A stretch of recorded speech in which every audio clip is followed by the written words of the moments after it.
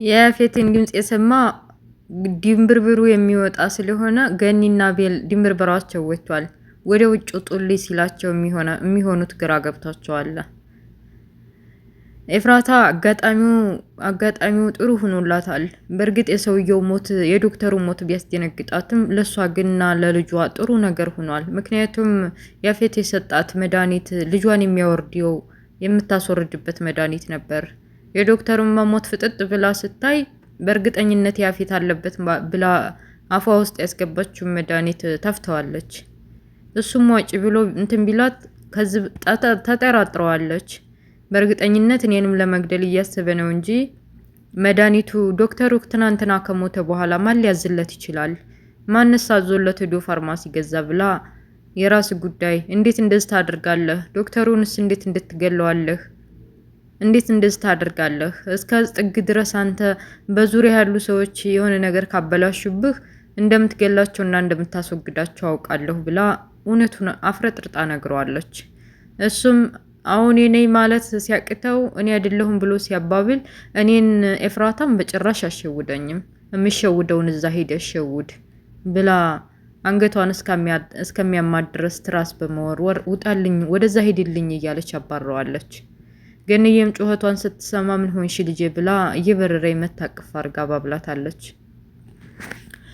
ቤዛ ስታሳዝን እንደዛ ሞልቃቃ ድልቃቃ የሆነችው በተለይ ደግሞ በትንሽ እህቷ በኤፍራታ ላይ ያላደረሰችባት መከራና ስቃይ አልነበረም። ያ ሁሉ ጊዜ ያለፈና በዙሪያዋን በሰው ምን ይቸግርሻል? ምንድነው የምትበይው? ምንድነው የምትሆኒው? ባል እንኳ ናታ ኤፍራታን አፍቅሮን ያልፈልግልሽም ሲላት አባቷ በገንዘብና በራሱ ስብስብ አድርጎ ልጄን እንዲታገባ ያለው የፈለገችው ነገር ፊት ለፊቷ የሚቀርብላት ቤዛ ዛሬ ብቻ ቅንጣቷን ቁጭ ብላ ታለቅሳለች። በዙሪያዋ ማንም የለም። በቃ ስትመካባቸው የነበረች ቤተሰቦቿም አባቷም በዙሪያዋ ማንም የለም። በተለይ ደግሞ ሂዋን እንግዲህ ጓደኛዬ ናት ብላ ነበር የምቀርባት። ስለ ስራዋ ስለ ሁሉም ነገር የምታውቀው ታሪክ የለም ነበር። ስፍላ ወረቀት በመለጠፍ ፎቶዋን በመለጠፍ ጠፋች ሳያሌ ስፈልጋት በየዋህነት ነበርና ፖሊስ መሆኗን ስታቅ ከጽዮን እንዴት እንደዚህ ተቀርበኛለች? ለምን አልሰማሁኝም? ከሌላ ሰው ልስማ ብላ ድንግጥ ብላ ሁሉን ነገር ገደል ሆኖባታል። ለምን ብቻዬን ተውከኝ እያለ ከፈጣሪዋ ጋር ብቻ እያወራች ነበር። በመሃል የናዑዲ ሁኔታ ትዝ ብሏት ናዑዲ የሚያው ነው የሚሆነው። እንደ ሔዋን የሆነ ችግር ከበስተጀርባው ኑሮበት ነው የተጠጋኝ። ወይ ከኔ የፈለገው ነገር አለ መሰለኝ። በቃ ሁሉም ለኸይር ነው። የሆነ ብቻ ለራሴ መጠንከር አለብኝ ብላው አንባዋን ጥርጋ ተንቀሳቅሳለች። ናሆም እሷም ስለጠፋችበት ስፖርት ጧጧት ዱብ እያሉ ባንዲ ላይ ስለለመዱ ግራ ገብቶታል። ምን ሆና ነው ይች ልጅ? በቃ ተቆይጥታኝ ሔዋን በስተጀርባዋ ፖሊሱና የስራዋን ሁኔታ ስለደበቀቻት እኔም ነገሮችን የምደብቅ መስሏት ነው። ለነገሩ እውነቷን ነው። እኔ ስለ ቤተሰቦችና ስለ አባቴ ሞት ስለ ራሴ ላይፍ ደብቃት ይለ እንዴ? አንድ ቀን እነግርሻለሁ እያልኩኝ መቼ ነገርኳት? እውነቷን ነው፣ ልትሸሸኝም ይገባታል እያለ ብቻውን ሲያወራ እንግዲህ እናቱ እንደ ሰራተኛ ነው ብላ ያስተዋወቀችው እናቱ ከሌላ የምትወደው ወንድሙ ትክዝ ብሎ ሲያየው ጠጋ ብሎ ምን ሆነህ ነው ወንድሜ ብሎታል። ምን ማለት ነው ወንድሜ ማለት? አንተ ደግሞ ምን አገባህ? የሆንኩትን ብሆን አንደውኑ የእናቴ ሰራተኛ ነህ፣ ነፍሰ በላ ነህ። ያገኘውን መግደል ነው የምታውቀው። ምን ሆንክ? ምን አገባህ? ምን ነው ዛሬ ልጅቱ የለችም እንደ ብቻህን እዚህ ቁጭ ያልከው ሲለው ጭራሽ ተናደደ። አንተ እየተከታተልከኝ ነበር ማለት ነው? አይ መከታተል ሳይሆን ያው በዚህ ሳልፋያችሁ ነበር ለማለት ነው። እንግዲህ ናኦል ብዙም የሚያውቀው ታሪክ የለም ወንድሙ መሆኑ። ያኛው ግን ጠንቅቆ ስለሚያውቅ ወንድሙ ነኝ በጥሩ ሁኔታና በጥሩ አቀራረብ ለመቅረብ እየሞከረ ናኦል ግን ያው ግድያውን ሰው እናቱ የምትሰራውን መጥፎ ስራ ስለሚሰራ አብሮ አተባብሮ ስለሚሰራ በዛ ይጠለዋል። አጠገቤ ሄድልኝ ጥፋልኝ ብሎ አስወግዶታል። ሄድልኝ ብሎታል። እሺ ደግ ብሎ ወንድሙን ተነስቶ ጥሎት ሄዷል። ወይዘሮ ትዝታ ገበያዋና ስራዋ ስለከሳሰረባት ቦግልም ብላለች። እንጭርጭር ብላ ናታን እቤቷ ጠርታ እላው ላይ ጨፍራበታለች። ለምንድን ነው እንደዚህ የሆነው ምናምን እያለች ስጨፍርበት ልጇ ሰው ጋር መጮሃን ስትሰማ በሯን ከፍታ ስታየው ናታ መጥቷል። አንተ ቆይ ሳታይ ልተር ነበር ማለት ነው? እንዴት ነው እንደዚህ? ምን አይነት ጨካኝ ነህ? ስደውልህም አሁን እመጣለሁ ምናምን እያልክን የመሸወር ነው። ለማንኛውም ጫማ ለብሼ ልምጣና ወደ ውጭ እንወጣለን ስትል አይሆንም፣ እኔ ስራ እናትሽ አዘውኛል። በቃ ስራዬን ላስተካክልና እነግርሻለሁ ትመጫለሽ ብሏት ነበር። እሷም ለምንድን ነው ሰው ሁሉ የሚሸሽ ምንድን ነው ብላ እያለቀሰች ወደ ውስጥ ሲገባ ተከትሏል። ሊገባ ሲል ተመለስ፣ ወደ ስራ ቀጥል፣ ለእሷም ቢሆን እኔ ያለሁ ብለውታል ወይዘሮ ትዝታ ኮስተር ብለው። ጽዮን ሉሊትን የሆነ ነገር ለማድረግ አስባለች። በቃ በወንድሜ ላይም ችግር እየፈጠረች ያለችው ነገር እያመላለሰች ለያፌትም ቢሆን የምትነግረው ለኤፍራታም ቢሆን ጠንክ የሆነችባቸው ሉሊት ተብዬዋ ናት። ከኛ የሰማችውን ነገር ወስዳ ለያፌት ትነግረዋለች ብላ የሆነ ነገር ማድረግ እንዳለባት አስባ የሆነ ወሬ በስልክ እያወራች ሉሊት ተብዬዋ እንደተለመደው ሾከክ ብላ ስታዳምጥ በበራፉ ጨለላልት አይታት ነበረ።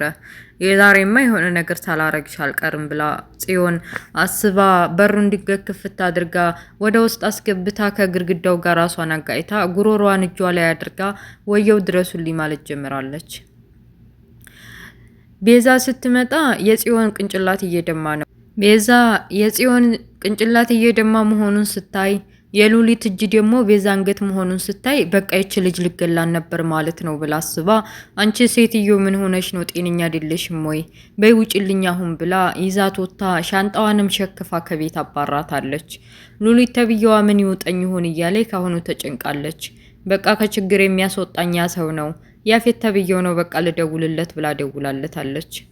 ያፌት ጋር ደውላ ተገናኝታ የተፈጠረውን ነገር እንኳን አልነገረችውም። እርግጠኛ ነኝ ከጽዮን ጋር ተጣልቼ ነው እንደዚህ ነው ብላ ብትነግረው ኑሮ እዛው ሲጣርጉ በመኪናው ጎማ ይገላት ነበረ።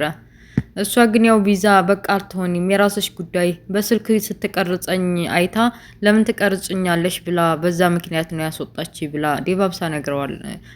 አለባብሳ ነገሩን ስትነግረው በቃ እዛ ቦታ በመንገድ ላይ የሆነ የትንስዬ ቤት ስሪና እዛ ኑሪ ብሎ ከመኪናው አውርዶ ጥሏት አለ። ኤፉዬ ለእናቷ የተፈጠረውን ነገር ሁሉ ልትነግራት ነበረ። እርጉዝ እንደሆነች፣ ከማን እንዳረገዘች ሁሉንም ነገር ስለ ዶክተሩ የሆዷን ያንጀቷን ልታወሯን ነበር።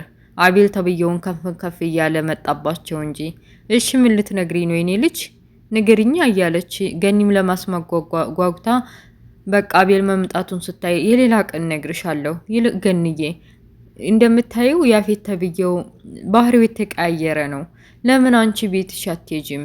ስራም ከፍተውልሻል፣ ስራሽን ስሪ። እኔም እዚህ በተናገረች ቁጥር ከሚሸማቀቅ በቃ ሂጂ ብትላትም እኔ እናትሽ እያለሁኝ የፈለገ ይሁን እንጂ ጥዬሽ አልሄድም ብላታለች። እሺ ካልሽ ይሁን ብላለች። ወንድሟ ዲያግም በቃ ገኒ ከኤፍራታ ጋር ማደሯን አላስደስተውም። አይ ልጅነቷን አልጨረሰም መሰለኝ ቅናት ቢጤ ይዞታል። ቢኒያም ነገሩን ስላወቀበት ከገኒ ጋር ደውሎ የተፈጠረውን ነገር ሁሉ ነግሯታል። ገኒ መምጣት አለብሽ ነገሮችን ካመቻቸሽ፣ ዲያግም ትንሽ ከፍተውታል ብሏታል። አዎ ምን ያርግ ብቻውን እዛ አደረ፣ እኔም እዛ አደርኩኝ አስተካክዬ እመጣለሁ ብለዋለች። የወይዘሮ ትዝታ ልጅ በነገሮች ሁሉ ድንብርብር ስላለች እና ስለተበሳጨች ከወንድሟ ክላስ መደበቅንና በቃ ስለ ሁሉም ነገር ወንድሟ ማውራት ፈልጋለች። ቆርቆር አደረገችና እባክህ ወንድሜ ክላስ አስገባኝና እንደው ብቸኝነትን እስኪ ልላቀቅ፣ ትንሽ ደብሮኛል፣ እስቲ ቁጭ ብለን እናውራ ብላ ለዘመናት ብቻውን ታጉሮ የነበረው ክላሱ የፎቶውንም የቪዛንም ፎቶ ሁሉንም ድብቅብቅ አድርጎ ነይ ግቢ እሺ ደግ ብሎ ከስንት ዓመት በኋላ ፈቅዶላት ክላሱ ገብታለች።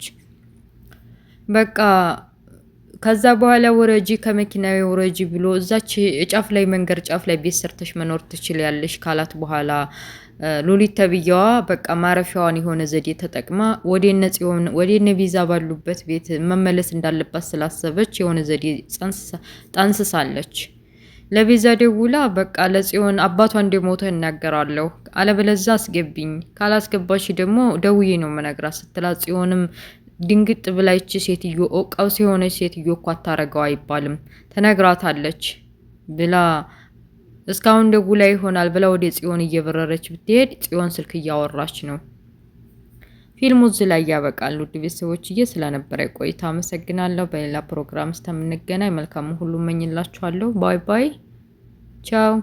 ሰው ላይክ ሼር አድርጉ። ቻው